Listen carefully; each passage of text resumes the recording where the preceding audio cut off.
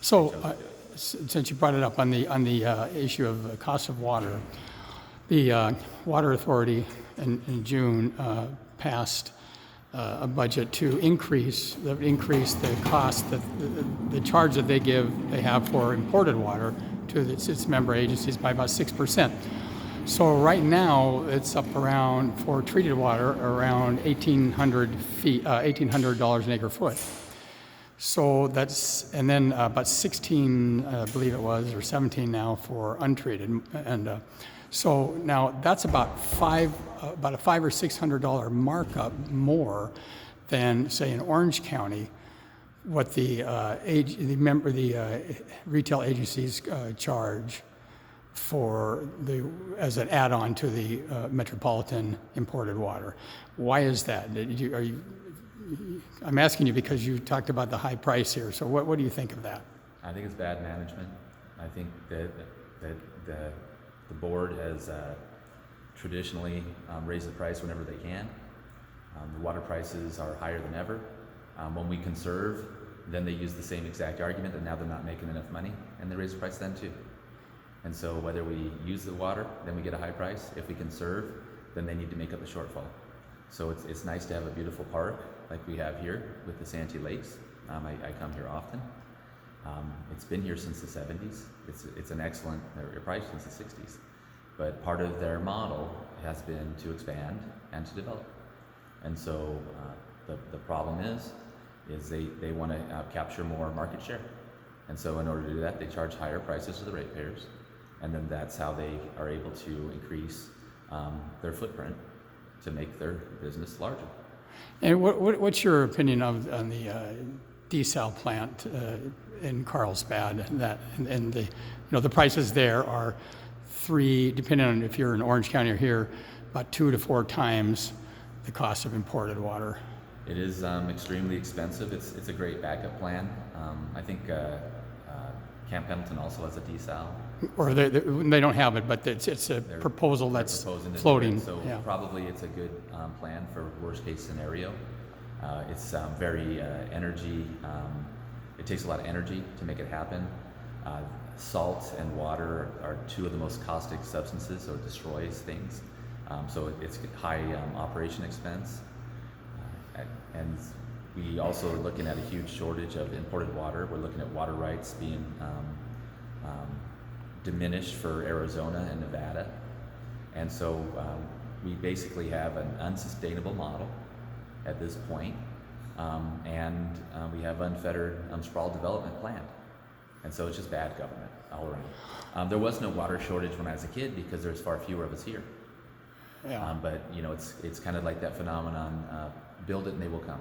Yeah. And so if we continue to build out into the hills, build on every square inch, and do these things without really good planning, then we're going to continue to suffer. And So water usage has actually gone down, not just per capita, but the overall has been going down.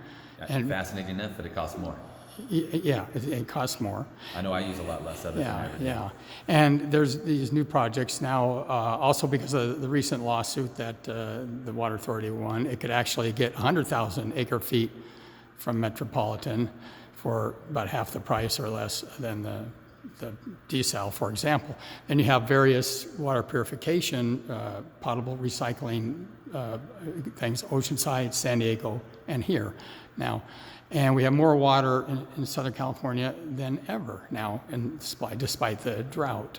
So we have more people than ever. And more people than ever. So are these going to become stranded assets? Or how are we going to deal with this? And they want to keep having more and more water. So and like you said, more and more development. What's the real? Where does this all end?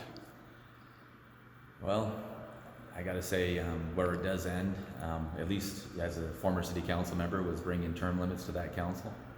I think that's a good way. So you start moving people out of these government offices, getting people who are more able to understand the plights, the trials and tribulations of the common man on the board, say for the Padre Dam board, people stepping up and running for office.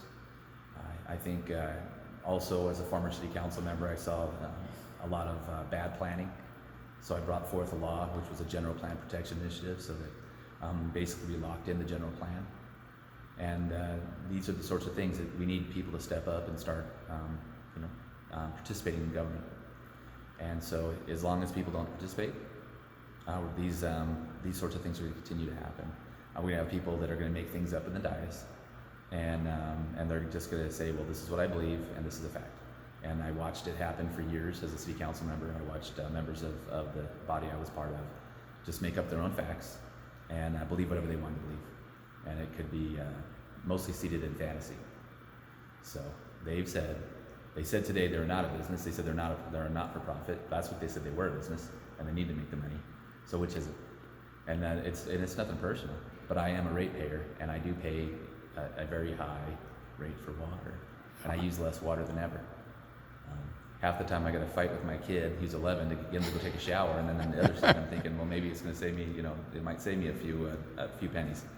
So, we've been reduced to being dirt farmers out here.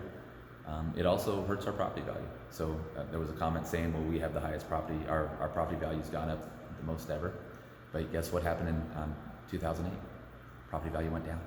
So what can go up can come down, but the water rates never come down. Right. So that's where we find ourselves. And desal, it seems like a great idea, but it's very energy inefficient. It's very expensive. It's a huge capital expenditure. So I do support the use of reclaimed water because basically all of our water is recycled. There's not a drop of water that comes down the Colorado River that didn't go in and out of another municipality. Let's just face it. So it's all recycled in some manner or form. Yeah. So, but right now we're looking at Lake Mead, Lake Powell at the lowest levels they've ever been. Huge bathtub rings around.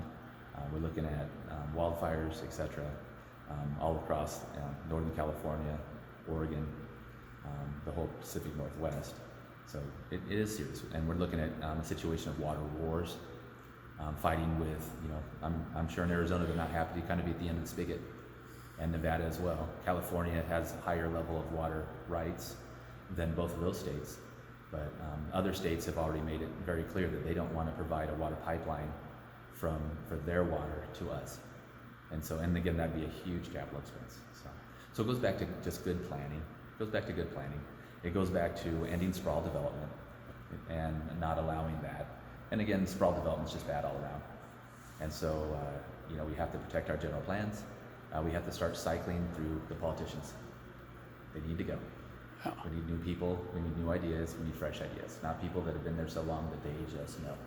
And everyone just has to accept. And there's two or three of them. Two of them that are up in 2022. Is that when your election for your primary? That's right. So what district are you running in exactly? It's California District 50. 50. For the U.S. House of Representatives. Are you running as a Democrat, Republican, or Independent? Democrat. Okay. All right. Great.